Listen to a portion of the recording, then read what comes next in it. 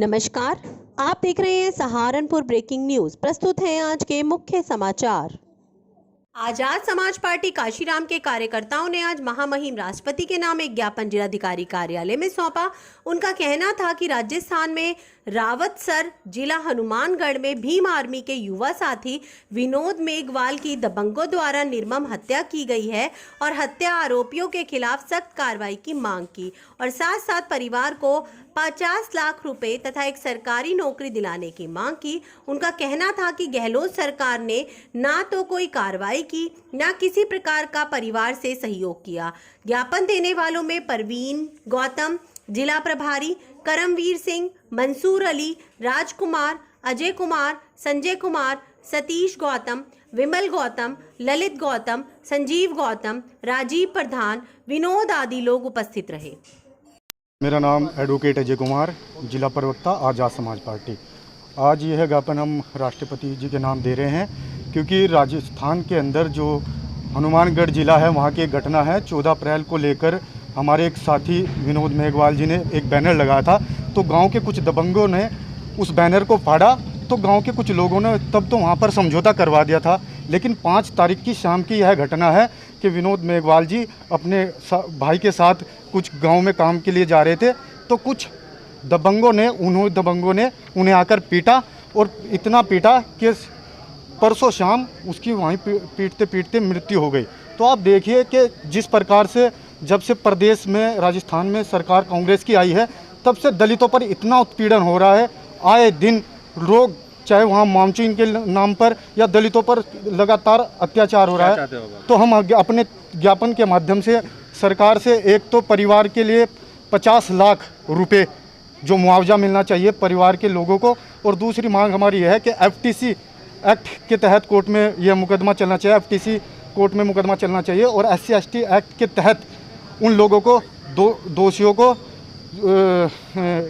कड़ी से कड़ी सज़ा मिलनी चाहिए। और तीसरा हमारा यह है कि जो परिवार का कोई भी एक व्यक्ति सरकारी नौकरी लगनी चाहिए और राष्ट्रपति शासन लगना चाहिए और परिवार के लोग वहाँ बहुत डरे हुए हैं, उन्हें सुरक्षा मुहैया होनी चाहिए। ये हमारी शासन से, प्रशासन से और सरकार से मांग है। सहारनपुर युवा गुज्जर महासभा द्वारा आज जिलाधिकारी कार्यालय में एक ज्ञापन राष्ट्रीय प्रमुख महासचिव लोकेश गुज्जर के नेतृत्व में सौंपा गया, जिसमें उन्होंने राजकीय मेडिकल कॉलेज के डॉक्टर संजीव पूर्व चिकित्सक अधीक्षक पर भ्रष्टाचार का आरोप लगाते हुए कहा कि उनके द्वारा वहां पर पैसे लेकर भर्ती की जा रही है और राजकीय मेडिकल कॉलेज में भ्रष्टाचार का माहौल है, जातिगत गंदी राजनीति की जा रही है और वहां पर गुटबाजी के चलते लोगों को ठीक प्रकार से इलाज नहीं हो पा रहा है तथा वो व्यक्ति गुज्जर समाज के कर्मचारियों का विरोध करता है और उनको प्रताड़ित करता है। उन्होंने उसके खिलाफ कार्रवाई की मांग की।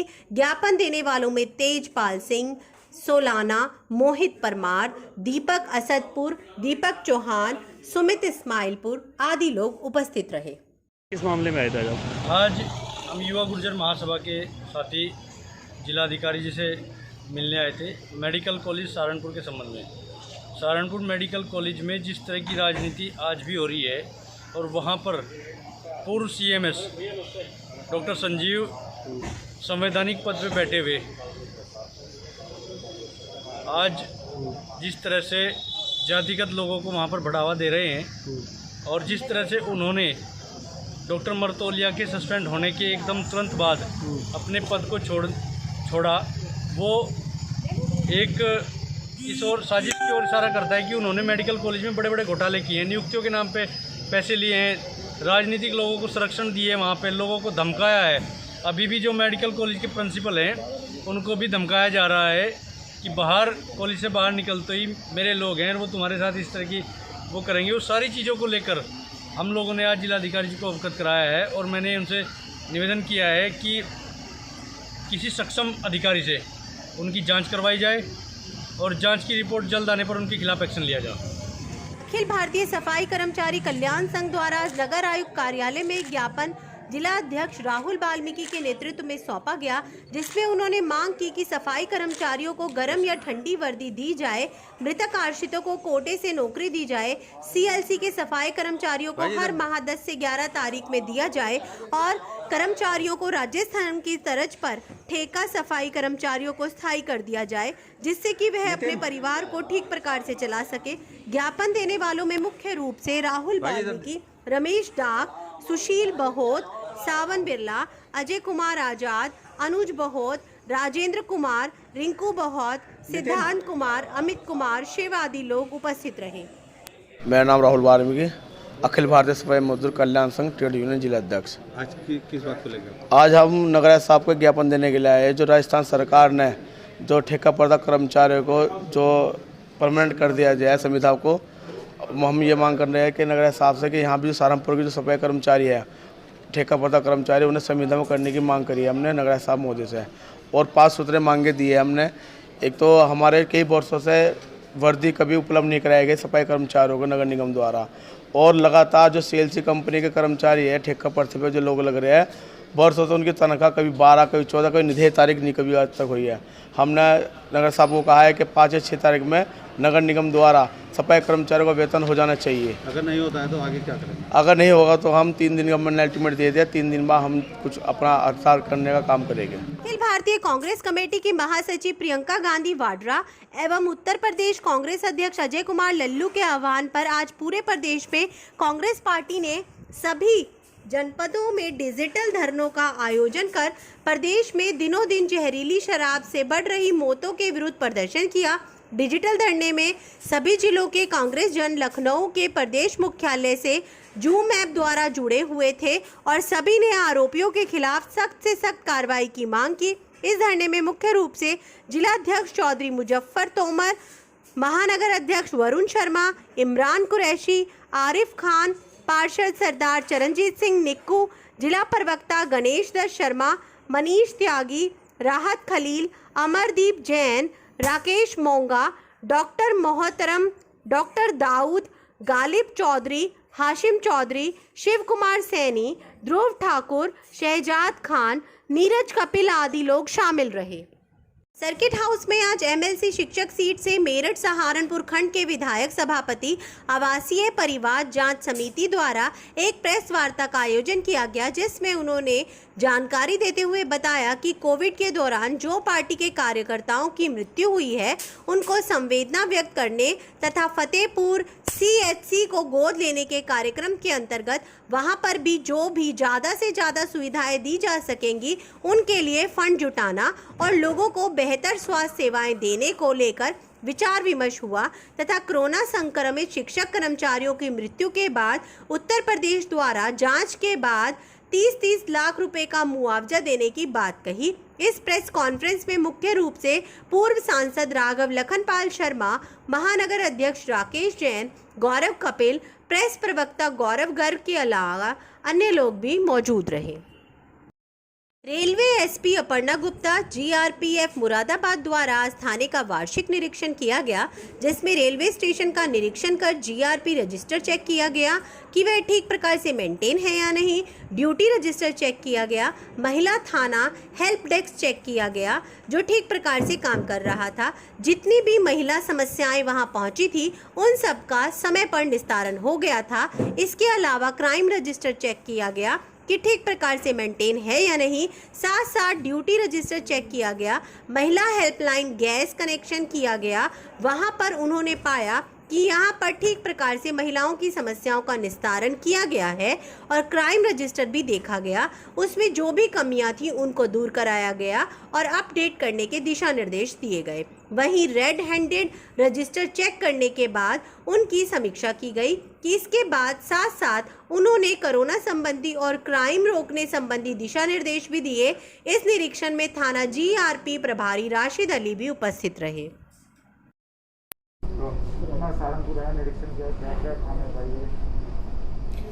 आज मेरे द्वारा जीआरपी थाना सहारनपुर का वार्षिक निरीक्षण किया जा रहा है। इसके अंतर्गत जो ज़रूरी चीज़ें हैं वो ये देखने की हैं कि इन्होंने रजिस्टर्स किस तरह से मेंटेन किए हैं। पुलिसिंग में ये बहुत ज़रूरी होता है कि जो भी रजिस्टर्स हैं अपराधियों के सत्यापन के हों चाहे कोई भी हों, उनको बहुत अच्छे से एक तो मेंटेन किया जाए और दूसरा थानाध्यक्ष उसको बीच बीच में ज़रूर देखें ताकि उनको ये पता रहे कि वो सब ठीक से मेंटेन हो रहे हैं कि नहीं। इसके अलावा ये देखना बहुत ज़रूरी होता है कि यहाँ पे ड्यूटियों का क्या स्तर है, इसलिए मैंने ड्यूटी रजिस्टर चेक किया जो कि ठीक पाया गया। ड्यूटियाँ रोटेट भी हो रही हैं और ठीक से लगाई भी जा रही हैं। महिला थाना हेल्प डेस्क जो हमारे माननीय मुख्यमंत्री का मिशन शक्ति का अभी नया है कि हर एक थाने में महिला हेल्प डेस्क स्थापित किया जाए, वो हमने पूरे अनुभाग में लगवा दिया था, शुरू करवा दिया था, तो वो भी सुचारू रूप से चल रहा है। जितनी भी महिलाएं आई गई हैं उनकी सभी परेशानियों को इन्होंने हैंडल किया है, उसका त्वरित निस्तारण किया है। इसके अलावा मैंने यहाँ पे क्राइम रजिस्टर देखा जिसके अंदर जो भी कमियाँ थी उसके बारे में मैंने अपडेट कराया। एक बहुत ज़रूरी चीज़ जो अभी हम यहाँ पे करा रहे हैं जीआरपी में वो है रेड हैंडेड लोगों का रजिस्टर, क्योंकि प्राय जो ट्रेनें हैं उनके अंदर लोग ऑन द स्पॉट कई बार पकड़े जाते हैं, तो ऐसे लोगों के लिए एक अलग सा रजिस्टर रेड हैंडेड रजिस्टर बनाने के लिए मैंने आदेशित किया है ताकि ऐसे टाइप के क्रिमिनल्स को हम लोग हमेशा देख सकें, उनकी निगरानी कर सकें। इसी तरह से विभिन्न और रजिस्टर्स का और पूरे थाने का मुआयना कराया जा रहा है। कोविड को लेकर क्या देखिए, कोविड को लेकर हमारे जो मेन व्यवस्थाएं हैं वो ये हैं कि हम लोग सोशल डिस्टेंसिंग पूरी मेंटेन करवा रहे हैं स्टाफ से।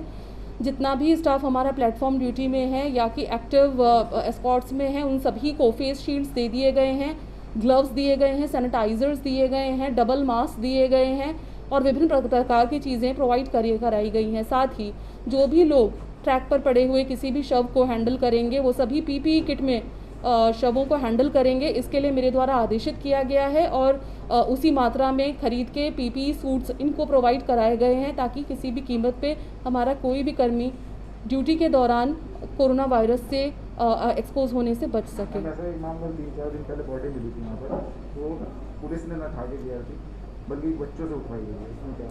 देखिए, अगर इस तरह का कोई मामला आया है, पुलिस की उसमें क्या गतिविधि क्या रहा वो मुझे जानना ज़रूरी है, उसके बाद ही मैं इसके बारे में कुछ बोल पाऊँगी।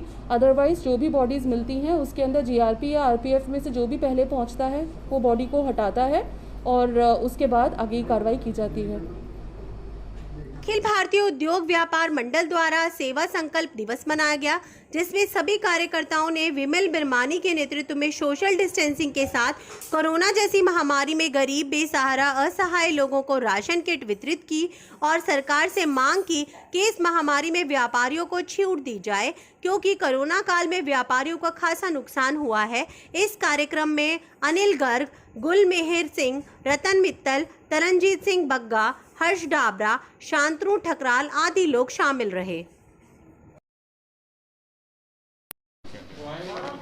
आज 9 जून को हर साल हमारे राष्ट्रीय अध्यक्ष संदीप बंसल जी के जन्मदिन पर सेवा संकल्प दिवस मनाया जाता है। देश के 13 राज्यों में और उत्तर प्रदेश के लगभग सभी जिलों में आज सेवा संकल्प दिवस में हमारा वितरण होता है। क्योंकि कोरोना काल है, उन नियमों का पालन करते हुए उसी हिसाब से हम लोग इसे बांट रहे हैं। ये राशन किट बांटी हैं।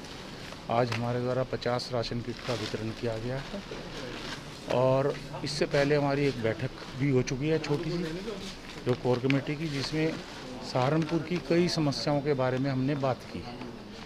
पिछले 2 साल से प्रशासन द्वारा लगातार व्यापारियों का उत्पीड़न किया जा रहा है, क्योंकि जितना व्यापारी समाज कोरोना योद्धा के रूप में कार्य कर रहा था और बगैर किसी सुरक्षा के, सिर्फ मास्क सुरक्षा थी उसकी, बाकी सबको चाहे डॉक्टर्स हैं चाहे किसी हैं, उन लोगों को पीपीई किट वगैरह सब थी और बाज़ार में आने वाले ग्राहकों को वो करता था जिसका उस पर पूरा रिस्क था।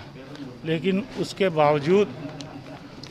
बावजूद जो है हम लोग काम कर रहे थे, लेकिन सबसे ज़्यादा व्यापारियों के चालान किए गए, दुकानें सील की गई और व्यापारियों को अपमानजनक व्यवहार चाहे थाने में चाहे सड़क पे उस तरीके से किया गया। और जबकि व्यापारियों द्वारा पिछले साल भी जितने कैंप लगवाए गए थे, चाहे खाद्य वितरण का हो चाहे भोजन वितरण का हो, सारे व्यापारियों द्वारा लगवाए गए थे विपरीत परिस्थितियों के बावजूद। हम चाहते हैं कि इन सब चीज़ की जांच होनी चाहिए। रजिस्ट्री ऑफिस वगैरह सारे भ्रष्टाचार के केंद्र बन चुके हैं। खुलेआम 1% मिनिमम 10,000 रुपये तक लिया जाता है। वाणिज्य कर विभाग सचल दल द्वारा उत्पीड़न किया जाता है। माप तोल बाट वाले पूरा उत्पीड़न कर रहे हैं व्यापारियों का। व्यापारियों को चौतरफा निशाना बनाया जा रहा है, चौतरफा। ना तो उसके पास आमदनी का साधन है, ना उसके पास कोई ऐसी बैकिंग है कि उसे बैंकों से बहुत बड़ी फैसिलिटीज़ मिल रही है। बिजली का बिल एज इट इज़ है, स्कूल की फ़ीस एज इट इज़ है।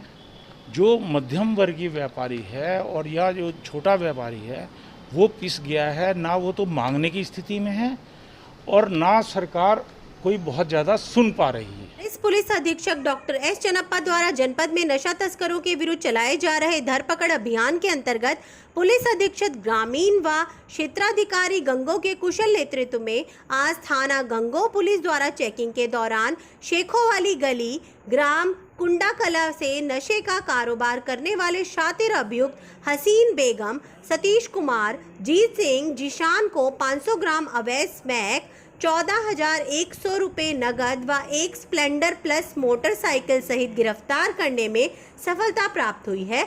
मौके पर की गई पूछताछ में गिरफ्तार अभियुक्त हसीन बेगम उपयुक्त में ने अन्य गिरफ्तार अभियुक्तों से स्मैक को खरीद कर बेचना स्वीकार किया है। गिरफ्तार अभियुक्त शातिर किस्म के स्मैक तस्कर हैं, जिनके आपराधिक इतिहास की जानकारी जुटाई जा रही है। गिरफ्तारी व बरामदगी के संबंध में थाना गंगो पर विभिन्न धाराओं में मुकदमा दर्ज कर जेल भेज दिया गया है। ये थाना गंगो क्षेत्र में गांव पड़ता है कुंडा।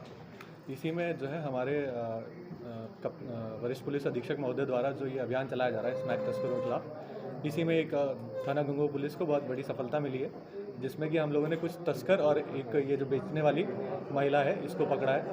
ये महिला के पकड़े जाने पर महिला ने कबूल किया कि जो साथ में तस्कर थे ये इसको स्मैक सप्लाई करते थे और वो यहाँ पर बेचने का काम करती थी। इनके पास से करीब 500 ग्राम स्मैक बरामद हुई है। कहाँ से स्मैक लाते थे?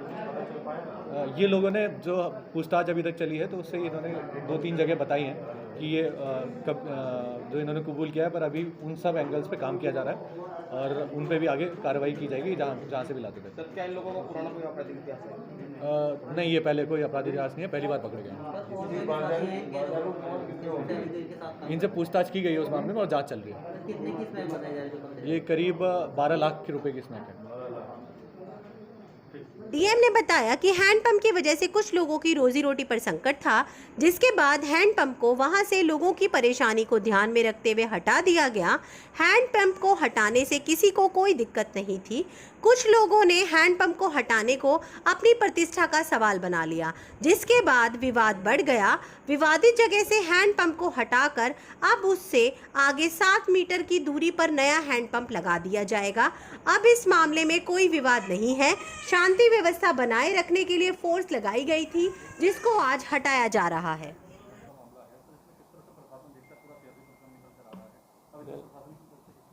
नहीं, देखिए इसमें बेहट कस्बे में एक नल है। नल काफ़ी पुराना था पर वो नल एक दुकान के ठीक सामने था, जिससे दुकान के संचालन में थोड़ी सी दिक्कत थी। तो कुछ स्थानीय लोगों की मांग पर जो स्थानीय प्रशासन है उसने उसको शिफ्ट करने का जो है निर्णय किया है। तो अभी जो वहाँ पर दुकान संचालन में कठिनाई को देखते हुए वहाँ से नल को निकाल दिया गया है और समीप ही मुश्किल से 6-7 मीटर दूर पर ही उसको हम लोग स्थापित कराने की कार्रवाई करा रहे हैं। आज उसको हम लोग स्थापित कराने की कार्रवाई प्रारंभ करा देंगे। तो इस तरह कोई मतलब उसमें नल को निकलने से जन सामान्य को कोई परेशानी नहीं है।